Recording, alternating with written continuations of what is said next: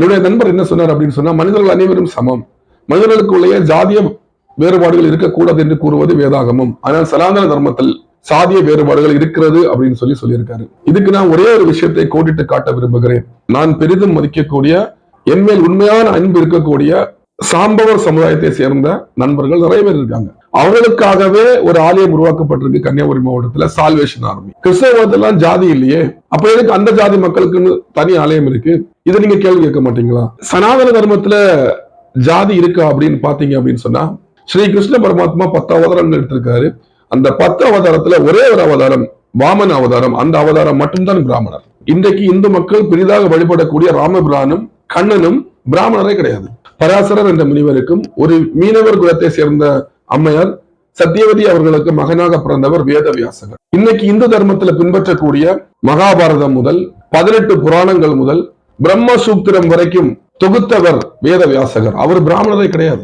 அப்படி நீங்க பார்க்கும்போது இந்து தர்மத்தில் இருக்கக்கூடிய வேதத்தை தொகுத்தவர்கள் யாருமே பிராமணர் கிடையாது. ஆழ்வார்கள் நாயன்மார்கள் எடுப்போம். இந்த ஆழ்வார்கள் நாயன்மார்கள்ல பல ஆழ்வார்களும் நாயன்மார்களும் பிராமணர் கிடையாது. ரத்னாகர் என்ற ஒரு கொள்ளைக்காரர் இருந்தார். அவர் நாரத முனிவனுடைய ஆசி பெற்று ராமபிரானுடைய அருள்ல வால்மீகி முனிவராக மாறி எழுதிய நூல் தான் ராமாயணம்.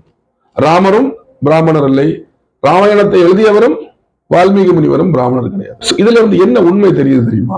இந்து தர்மத்திலையும் சரிதான், சனாதன தர்மத்திலையும் ஜாதியின் ஒரு விஷயமே கிடையாது.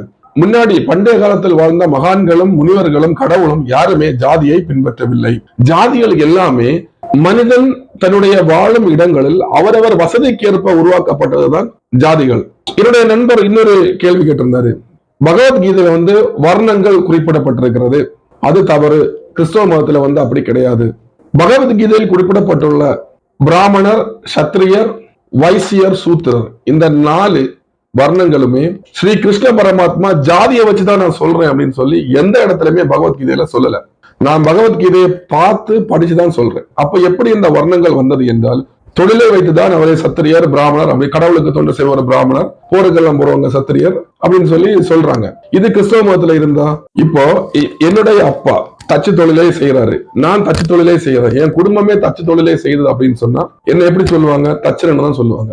இயேசு இருக்காரு, இயேசு பிறந்திருக்காரு, தச்சனுடைய மகன். அப்ப அங்கேயும் தொழிலை வைத்துதான் குறிப்பிட்டிருக்காங்க. அதே மாதிரி பகவத்கீதையிலையுமே தொழிலை வைத்துதான் குறிப்பிட்டிருக்காங்களே தவிர ஜாதியை வைத்து ஸ்ரீ கிருஷ்ண பரமாத்மா எங்கேயுமே பகவத்கீதையில சொல்லல. நீங்க சொல்ற மாதிரியே 4 ஜாதிகள் இருக்குன்னே வச்சுப்போமே. இன்னைக்கு இந்தியாவில 4 ஜாதி மட்டும்தான் இருக்கா? ஆயிரக்கணக்கான ஜாதிகள் இருக்கு. இது எல்லாம் எப்படி வந்துச்சு? மனிதர்கள் அவங்க வாழக்கூடிய இடத்துல அவரவர் வசதிக்கு ஏற்ப உருவாக்குறது தான் ஜாதி